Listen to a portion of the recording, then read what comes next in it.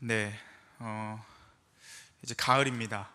그래서 이제 밤에 반바지만 입고 자기에는 너무 춥더라고요. 그리고 이 여름 내 또 덮고 있었던 이불도 추워서 어제는 장롱에서 두꺼운 이불을 찾아 꺼내어 덮고 잤습니다. 네, 새벽 예배 나설 때는 이제 얇은 잠바라도 입고 오지 않으면 몸이 우슬우슬 떨리게 되는 완연한 가을이 되었습니다. 가을을 이제 천고마비의 계절이라고 하기도 하고, 또 어떤 사람들은 고독의 계절이라고도 하기도 합니다. 화려한 단풍을 보고 우리가 아름답다고 이야기를 하지만 그 화려함이 온전한 화려함이라기보다는 좀 쓸쓸한 분위기의 화려함을 가져다주는 가을인 것 같습니다. 어떤 그러한 쓸쓸한 가을 분위기에 맞춰서 오늘 설교 제목은 추억이라고 지어보았습니다. 사람은 추억을 먹고 산다라는 말이 있죠. 사람은 추억을 먹고 산다는 말이 있는데, 사람의 머리라는 게 굉장히 신기해서요, 시간이 아무리 오래 지난 일이라고 해도 어떤 그 당시에 특정한 조건과 딱 맞아떨어지는 상황을 딱 맞이하게 되면 그 정말 오래되었던 기억이 바로 어제 아니면 바로 좀 전에 일어났던 일처럼 이게 생생하게 기억나는, 생생하게 떠오르는 일들이 있습니다. 여러분들도 그러한 경험이 있으신가요? 없으신가요? 그냥 다 잊어버리시나요? 생생한 기억을 떠오를 때가 있는데, 어떤 기억들은 굉장히 어제 있던 일도 쉽게 잊혀지는데, 그러나 정말 행복했던 일, 그리고 기뻤던 일, 아무리 시간이 오래 걸려도 머리에 각인되어서 생생하게 남아있는 일들이 있다는 것이죠. 특히 제가 말했던 것처럼 기쁜 일, 좋았던 일, 행복한 일, 그리고 내 인생에 있어서 어떤 큰 전환이 되는 중요한 일 같은 경우는 더욱더 생생하게 기억이 나고, 그것을 떠올릴 때마다 어떤 과거의 그 기분 좋았던 그 감정까지도 되살아나서 현재의 나를 행복하게 만드는 것, 그리고 그 과거의 행복을 가지고 앞으로를 살아가게 하는 것, 그것을 이제 추억을 먹고 산다, 사람은 추억을 먹고 산다라고 표현을 하는 것 같습니다.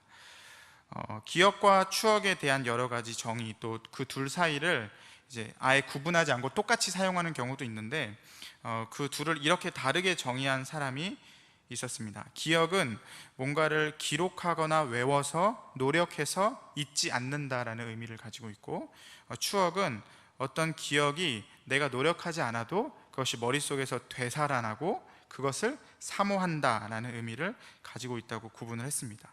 그러니까 기억은 뭔가 내가 더 외우려고 하려면, 암기하려면 노력을 해서 외워야 되는데, 그러나 어떤 좋았던 추억은 굳이 노력하지 않아도 아스라니 머릿속에서 자연스럽게 떠오르는 특징들을 가지고 있다는 것이죠. 오늘 저희가 읽은 본문은 예수님의 부활 이후에 일어난 사건들로 요한복음 전체 이제 거의 끝부분, 이제 마지막 부분인 그 에필로그 부분인데요, 제자들이 예수님과의 추억을 떠올릴 만한 장면들로 가득한 것을 우리가 볼 수가 있습니다. 그러나 단순히 그것이 어떤 과거에 있었던 일들을 회상하는 것에 그치는 것이 아니라 그 제자들의 현재의 삶에, 또 그 제자들의 앞으로의 그 미래의 삶에까지도 영향을 주게 되는데요, 그러한 내용들을 중심으로 오늘 함께 요한복음 21장 1절부터 14절의 본문을 함께 나누어 보고자 합니다. 예수님이 부활하신 이후에 제자들에게 이제 여러 번 나타내셨습니다. 도마가 없는 상황에서 한번 제자들이 모인 그 장소에 등장을 하셨고, 그 다음 이제 도마가 도저히 내가 예수님을 직접 보지 않고는 믿지 못하겠다고 하자, 도마가 있던 상황에서 예수님이 제자들에게 두 번째 나타내 보이셨습니다.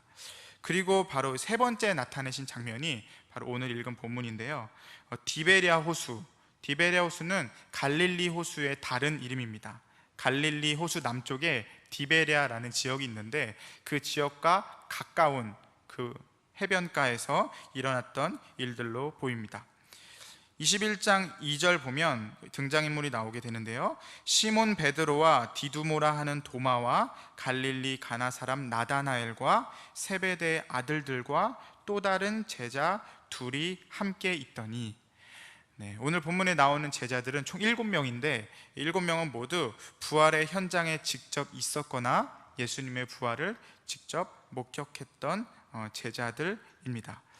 그들은 예수님이 부활하신 이후에, 예수님이 돌아가신 이후에도 이걸 어떻게 해야 될까, 이 다음에 우리의 행보를 어떻게 해야 될까, 제자들이 문을 걸어 잠그고 많이 따로 모였던 것 같습니다. 그런데 이 제자들이 모인 것은 예수님 부활 이후에도 변함이 없었던 것 같아요. 예수님이 부활하셨는데, 예수님이 부활하셨네? 그러면 그 다음에는 우리가 어떤 행동을 취해야 될까? 어떤 행보를 해야 될까라는 고민들로 아마 어딘가에 모여서 많은 이야기들을 나누었을 것으로 보입니다. 그런데 쉽게 답이 나오지 않았던 것이죠. 그러던 중에 이제 이 사람들이 항상 뭉쳐 있는데 같이 무언가 행동을 하기로 결정을 한 것입니다. 왜 무엇을 해야 될까, 어떻게 해야 될까, 그들이 확실하게 결론을 내리지 못했을까요? 제가 보기에는 불확실성 때문에 그랬던 것 같습니다.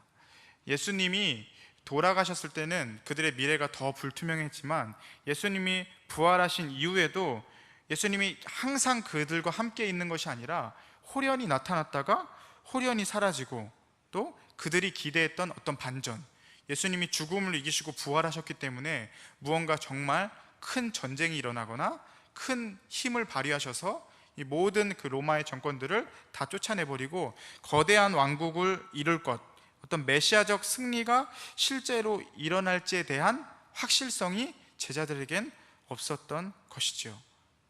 그래서 그들은 어찌되었든 무엇을 해야 될지 선택을 해야 하는 상황이었던 것입니다.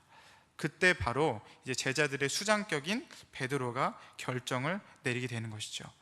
요한복음 21장 3절 상반부입니다. 성경을 보시면, 시몬 베드로가 나는 물고기 잡으러 가노라 하매 그들이 우리도 함께 가겠다 하고, 이렇게 이야기를 하고 있습니다. 결국에 베드로가 결정을 내린 것은 나는 물고기를 잡으러 가겠다. 그러자 나머지 제자들이 그와 동조하여서 우리도 너와 함께 가겠다고 이야기를 하는 것이죠. 여기서 베드로가 왜 물고기를 잡으러 간다고 했을까에 대한 여러 가지 해석이 있는데 가장 큰 두 가지 해석이 있습니다. 먼저 첫 번째로는 또 예수님과 재회할 것에 대한 기대감을 가지고 물고기를 잡으러 갔다는 것이죠. 무슨 말이냐면 예수님께 세 번째 나타나신 것이라고 이야기를 하고 있긴 한데, 예수님이 언제 나타나실지, 그리고 어디서 나타나실지, 그리고 어떠한 모습으로 나타내실지, 이제 그때는 핸드폰이 없지 않습니까? 간헐적으로 이렇게 예수님이 내가 언제 어디에 갈게 하고 문자를 보내시거나 전화를 하시는 게 아니기 때문에 제자들 입장에서는 우리가 어떻게 다시 예수님을 만날 수 있을까? 혹시 예수님과 우리의 어떤 추억이 깃들여져 있는 장소, 그리고 예수님과 우리가 익숙한 장소에 가 있으면 거기서 혹시 부활하신 주님을 다시 만날 수 있지 않을까 하는 기대감에서 그들이 주님을 처음 만났던 갈릴리 호수, 그 고기잡이 배로 돌아갔다는 것입니다. 두 번째는 일상으로 돌아가고자 하는 관성이 그들을 고기잡이 배로 몰았다는 것이죠. 부활하신 예수 그리스도를 만났습니다. 그러나 그들 가운데 확실해진 건 아무것도 없었습니다. 예수님을 만났지만 이 다음에 우리가 무엇을 해야 하는지, 어떻게 해야 하는지, 그리고 나타나셨다가 사라지신 예수님이 언제 나타나실는지, 이런 불확실한 상황 속에서 그들이 선택할 수 있는 것은 어떤 예측 가능한 결과를 기대할 수 있는 것, 그것이 뭡니까? 그들이 예수 그리스도를 만나기 이전에 그들이 본업으로 삼았었고, 또 그들이 제일 잘 할 수 있었던 일이었습니다. 바로 물고기를 잡는 일이었던 것이죠. 그래서 고기잡이 배로 돌아갔다고 이야기를 하는 것입니다. 저는 둘 다 틀리지 않은 해석이라고 생각을 합니다.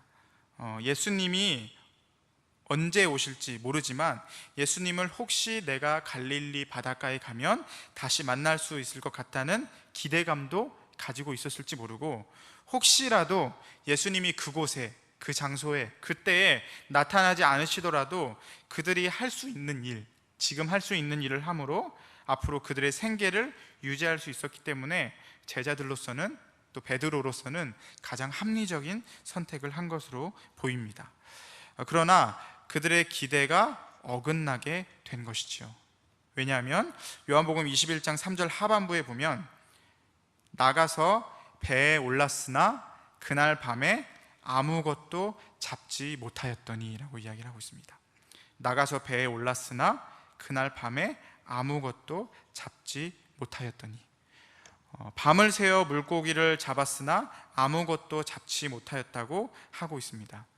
여러분 왜 이 제자들이, 또 이스라엘 이 성경책을 보면, 신약 성경을 보면 왜 어부들이 밤에 물고기를 잡는지 아십니까? 오징어 잡이배처럼 불빛을 비춰서 그 불빛을 보고 오는 것을 잡으려고 밤에 잡는 게 아니라, 요즘에야 이제 그물이 굉장히 재질이 좋은 것들로 만들어지잖아요, 그죠? 나일론으로, 이 튼튼한 합성 섬유로, 그리고 또 그물이 투명합니다. 그렇기 때문에 밤에 던지든 낮에 던지든 이게 물고기 입장에서는 그물이 보이지가 않으니까 이제 그물에 걸려서 잡게 되는 거예요. 그러나 이때 당시만 해도 어떤 그 나일론이라든지 합성 재질의 그 그물이 있지 않고 굉장히 투박하고 두꺼운 어떤 무명 천과 같은 것으로 얼기설기 만들어진 그물이었다는 것입니다. 그렇기 때문에 한낮 대낮에 밝을 때 이 그물을 바다에 던지면 이 물고기가 바보가 아닌 이상은, 눈을 감고 있는 물고기가 아닌 이상은 이 그물에 걸리지가 않던 것이죠. 그렇기 때문에 확률을 높이기 위해서 밤에 이렇게 물고기를 잡았던 것입니다. 그런데 물고기 전문가이고 전문 어부였던, 전문 직업인이었던 이들이 그렇게 밤이 새어가도록 물고기를 하나도 잡지 못했다는 것, 그것은 어떤 그들의 예상 밖에 있었던 일이었던 것이죠. 그런데 날이 새어갈 때에, 동이 트고 있을 때에 바닷가에서 누군가가 그들을 향해서 소리를 치는 것이죠. 고기를 많이 잡았느냐 하고 말입니다. 그가 누구인지는 몰랐다고 이야기하고 있지만, 여러분 지금의 어떤 이 상황들, 날이 새도록 물고기를 잡았으나 잡지 못했고 새벽 동이 틀 무렵에 어떤 그 해안가에서 누군가가 자기를 부르는 이 상황들은 제자들에게 익숙한 상황이었을까요? 아니면 낯선 상황이었을까요? 익숙한 상황이었을까요? 아니면 낯선 상황이었을까요? 굉장히 익숙한 상황이었을 겁니다. 옛날에 그런 게 있었죠. 어디서 들어본 것 같은데, 또는 이 장면 내가 어디서 많이 본 것 같은데, 이런 유행어가 있었습니다. 데자뷰 현상 또는 기시감이라고 하는데요, 지금 자신들에게 일어나는 일을 예전에도 한번 경험한 적이 있었던 것 같은 느낌, 그걸 이제 데자뷰 현상이라고 합니다. 그러니까 제자들이 그런 것을 느끼지 않았겠습니까? 조금 이상한 기분에서 제자들이 이제 그 질문에 대답을 하는 것이죠. 너희들에게 고기가 있느냐? 라고 물어봤을 때 제자들이 없나이다 라고 이야기를 합니다. 그런데 또 한 가지 어디서 들어본 것 같은 이야기를 예수님이 하십니다. 이르시되 그물을 오른편으로 던져라, 그리하면 잡으리라. 이 이야기를 들은 제자들, 설마 하고 이제 그물을 그분의 명령에 따라서 그 해가 밝아오는 밝은 그때에 배 오른편으로 그물을 던졌는데 어떤 일이 일어나죠? 밤새도록 그물질을 해도 잡히지 않던 물고기가 너무 많아 그물을 들 수 없을 정도로 잡히게 된 것입니다. 우연히 반복되면 이제 필연이라고 하죠. 제자들의 머릿속에 남아있던 어떤 그 추억의 파편들이, 추억의 퍼즐들이 하나씩 맞춰가다가 이제 그 물고기, 가득 찬 그 그물을 들어 올리는 순간 제자들은, 특히 그 일들을 직접 경험한 어부 출신의 제자들은 무릎을 탁 치지 않았겠습니까? 그분이다, 저분이 바로 그분이다 라고 생각을 했을 것입니다. 요한복음 21장 7절입니다. 예수의 사랑하시는 그 제자 요한이죠. 제자가 베드로에게 이르되 주님이시라 하니 시몬 베드로가 벗고 있다가 주님이라 하는 말을 듣고 겉옷을 두른 후에 바다로 뛰어내리더라. 주님이시라 라고 외치게 된 것입니다. 물론 한 명이 외쳤지만 모든 제자들이 그것을 느끼고 있었을 것입니다. 예수님의 제자들은 누가복음 5장 1절에서 11절까지 있었던 그 사건을 추억했을 것입니다. 특히 베드로, 그 당사자인 베드로는 더욱더 그러했겠지요. 밤이 새도록 물고기를 잡지 못하다가 깊은 데로 가서 그물을 던지라는 어떤 난생 처음 보는 그의 말에 긴가민가하고 던졌던 그 그물에 물고기들이 풍성하게 잡혔던 그 기억, 그것을 잡힌 것을 경험한 이후에 베드로가 행했던 일이 뭡니까? 예수님 앞에서 엎드리고 주여 나는 죄인이로소이다, 나를 떠나소서라고 했던 그날을 추억했을 것입니다. 그런데 그 누가복음에서의 행동과 다른 베드로의 행동이 눈에 띕니다. 누가복음에서 있었던 그 사건에서는 예수님의 어떤 그 놀라운 신성, 왜냐하면 아까 말씀드렸지만 낮에는 도저히 그 얼기설기 돼 있는 그물로 그 많은 물고기를 잡을 수 없는 거예요. 평생을 어부로 살아왔던 베드로의 눈에는 그것이 당연한 것인데 어떤 그 자연의 순리를 어그러뜨리는, 자연의 순리를 거스르는 행동을 하셨기 때문에 이분은 사람이 아니고 하나님이시거든요. 그렇기 때문에 베드로가 엎드려서 주여 나는 죄인이다, 나를 떠나소서라고 고백을 했던 것이죠.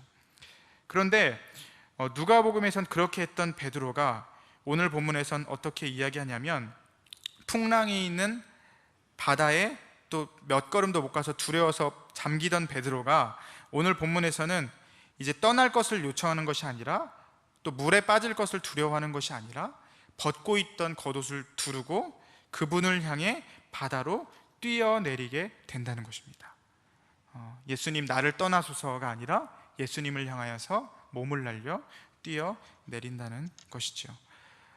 그 후에 일어나는 사건입니다. 요한복음 21장 9절, 육지에 올라보니 숯불이 있는데 그 위에 생선이 놓였고 떡도 있더라.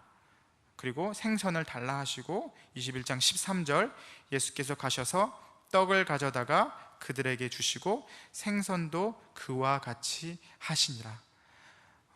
기왕 제자들의 그 추억을 다시 일으켜내고 제자들로 하여금 그것들을 떠올리게 하신 예수님이 다시 한번 이 두 가지 떡과 생선을 가지고 오병이어의 사건을 추억하게 하신 것이죠. 제자들에게 떡을 떼어주고 생선을 나누어 주시면서 과거에 경험했던 일, 예수님이 행하신 일들을 다시 한번 기억나게 하신 것입니다. 예수님이 왜 이러한 일들을 제자들에게 나타내셨을까요? 배에서 물고기를 낚는 그 누가복음의 사건은 제자들에게는 소명의 사건이었습니다. 소명, 즉 콜링, 부르심의 사건이었다는 것입니다. 예수님은 근데 그 자리에서 제자들을 부르시고 만나시고 제자들에게 어떤 물고기만 많이 잡아주면서 경제적 이득만 주신 것이 아니었습니다. 예수님은 그들을 제자로 부르신 이후에 새로운 것을 주셨다는 것이죠. 누가복음 5장 10절입니다. 세베대의 아들로서 시몬의 동업자인 야고보와 요한도 놀랐습니다. 예수께서 시몬에게 이르시되 무서워하지 말라, 이제 후로는 내가 사람을 취하리라 하시니. 그냥 경제적인 어떤 이득, 물고기를 많이 잡아주신 것뿐만이 아니고 그 다음에 예수님이 베드로에게 뭐라고 말씀하셨냐면 무서워하지 말라, 이제 후로는 내가 사람을 취하리라. 내가 이제 물고기를 낚는 자가 아니라 사람을 낚는 어부가 될 것이다 라고 이야기를 한 것이죠. 제자로 부르신 소명 이후에 사람을 취하게 될 것이라는 사명을 동시에 주신 것입니다. 그것을 이렇게 표현할 수 있을 것 같습니다. 소명의 자리에서 사명이 시작되었다. 그러니까 물고기에서 예수님을 만난 사건은 베드로와 그 어부들, 그 제자들에게 있어서 그저 예수님이 나를 제자로 처음 불렀던 날 뿐만이 아니라 나를 부르시고 그리고 물고기를 잡겠다고 하신 사명을 주신 날로 기억된다는 것입니다. 그러나 예수님의 죽음 이후에, 아니 부활하신 이후에도 제자들의 모습은 어떻습니까? 그들이 받았던 사람을 잡고 사람을 낚는 사명은 완전히 잊어버린 채, 아니 그 사명뿐만이 아니라 예수님의 제자로 부르신 그 소명까지도 완전히 잊어버리고 사람을 낚는 것이 아니라 다시 물고기를 낚으려고 하는, 다시 자신들의 생업으로 돌아가려고 하는 모습을 보이지 않습니까? 사랑하는 성도 여러분, 그런데 이 모습이 제자들에게만 있지는 않다는 것이죠. 우리들에게도 그럴 때가 있지 않습니까? 예수님을 처음 만나고 우리를 부르셨을 때를 우리가 알고 기억하고 있지만, 그러나 시간이 많이 지나가면서 어떤 그 부르심을 잊어버릴 때가 있고, 또 심지어는 부르셨을 때 내가 무언가를 하겠다고 고백하고 헌신하였던 그 사명까지도 잃어버렸을 때가 있지 않느냐는 것이죠.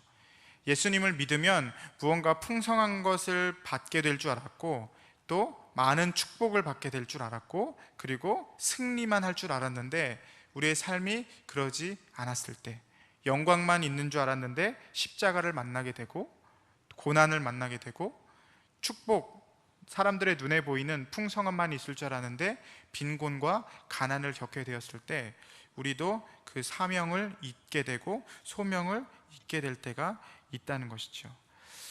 그러한 제자들에게 예수님이 사용하신 방법은 추억하게 하신 것입니다. 그들을 처음 불렀을 그때를, 그리고 그분이 행하신 놀라운 기적을, 그것들을 보여주었을 때 제자들은 다시 깨닫게 되는 것이죠. 아, 내가 예수님께 그렇게 부름을 받았었구나. 아, 내가 물고기를 잡으려고 예수님께 부름받은 것이 아니라 사람을 낚는 그 일을 하기 위해서 나를 부르신 사명자였구나 라고, 그 소명의 순간을 추억할 때 그들의 사명이 회복되어져 가는 것을 보게 되는 것입니다. 사랑하는 성도 여러분, 우리가 추억해야 할 그 순간은 언제입니까? 이 사명과 소명이 점점 더 잊혀지고 희미해져 가서 하나님을 원망하게 되고 하나님을 심하게는 떠나려고 하는 우리들에게 다시 회복되어야 될 것은 예수님이 부르셨던 그 순간, 소명의 순간, 그리고 예수님이 주신 그 은혜에 감격하여서 그 은혜 하나만으로도 눈물을 흘리며 감사의 고백을 올렸던 그 시간, 예수님이 나에게 이렇게 해주셨기 때문에 내가 무슨 일이든지 하겠습니다. 내 목숨을 걸고 주님을 위해 살겠습니다. 내 목숨을 걸고 주님을 따르겠습니다 라고 고백했던 그 사명감을 가졌던 그 시간들이 있지 않습니까? 그것을 추억할 때 우리가 잊고 있던 사명감들이 다시 회복되어진다는 것입니다. 이제 오늘 본문 이후에 아마 다음 주가 요한복음의 마지막 본문이 될 터인데, 다음 주에 아마 이 사명에 대한 부분이 좀 더 확실하게 드러날 것으로 보입니다. 말씀을 마무리하고자 합니다. 사랑하는 성도 여러분, 예수님은 여러분을 부르신 분이십니다. 소명하셨습니다. 그리고 여러분들에게 사명을 주셨습니다. 사명자로 살아가야 하는 것이 우리의 삶의 기본이라는 것입니다. 가끔은 반복되는 위기와 어려움 속에서, 아니면 그냥 여느 때와 다르지 않은 일상을 살아가면서 이 사명을 잊고 살 때가 많이 있는 것 같습니다. 사랑하는 성도 여러분, 과거에 우리가 처음 예수님을 만났을 때의 그 감격의 시간들을 추억하시면서 여러분들이 가진 사람을 낳고 세상의 빛과 소금의 역할을 감당해야 될 그 사명감을 회복하는 시간이 저와 여러분들에게 있게 되기를 주님의 이름으로 간절히 소원합니다.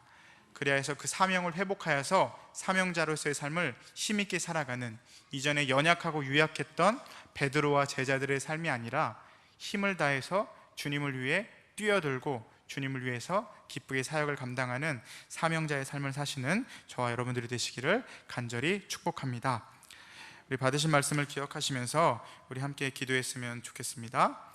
우리 하나님, 우리 안에 있는 주님이 우리를 부르신 그 소명의 순간을 다시금 우리가 추억하기 원합니다. 그리고 사명자로서의 주님 앞에 헌신하였던 그 시간들을 기억하고 주님을 향한 뜨거운 열정들이 우리 가운데 회복되어지길 원합니다. 우리 이러한 기도 제목으로 함께 주님의 이름 한번 부르고 기도하시겠습니다. 주여, 살아계신 하나님.